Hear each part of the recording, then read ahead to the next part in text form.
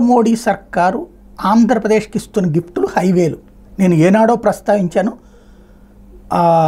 ఇది మన రాయలసీమ మీదుగా హైవేలు కట్టబోతున్నారు భారీ ఎత్తున, అదే అన్నటువంటిది ఇప్పుడు మళ్ళీ పత్రికలు హైలైట్ చేసినాయి. ఎందుకంటే ఇప్పుడు అది ఈ టైంలో వస్తున్నాయి అన్నట్టు. బట్ ఎప్పుడో నిర్మాణం ప్రారంభమైపోయినటువంటిది.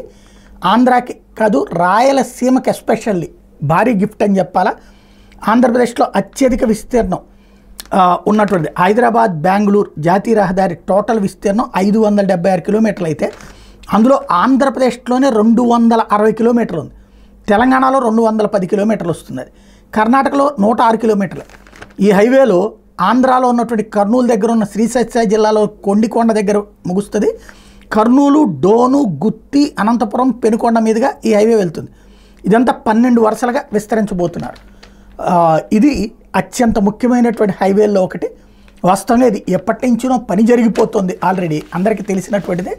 కాకపోతే ఇప్పటికైనా మనకి పత్రికలకి రాయడానికి ఇష్టమైంది. ఎందుకయ్యా అంటే ఇప్పుడు రాష్ట్రం అభివృద్ధి చెందుతోందని చెప్పడానికైనా. బట్ ఈ కార్యక్రమం ప్రారంభమై చాలా ఏళ్ళయింది.